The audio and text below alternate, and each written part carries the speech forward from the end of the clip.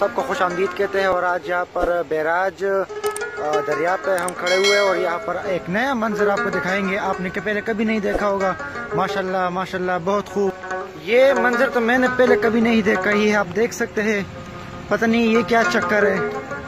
ओए होए होए माशाल्लाह ज़बरदस्त जी। गेट फुल खोला हुआ है मेरे ख्याल में। क्या बात है जी, क्या बात है। माशाल्लाह से यहाँ पर जो लोग मौजूद है बैराज पर, उन्होंने काफ़ी इंजॉय किया होगा। बहुत खूब जी, बहुत खूब माशाल्लाह। आप देख सकते हैं ये मंजर सही स्पेलवे का मंजर बना हुआ है यहाँ पर, जिस तरह स्पेलवे होते हैं ऊपर डैम पर। आपको जूम करके दिखाएंगे। ये देखिए जी, ये देखिए जनाब, क्या बात है जी।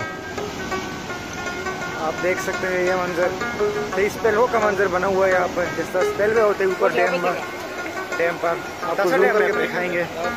ये देखिए जी, ये देखिए जनाब, क्या बात है जी।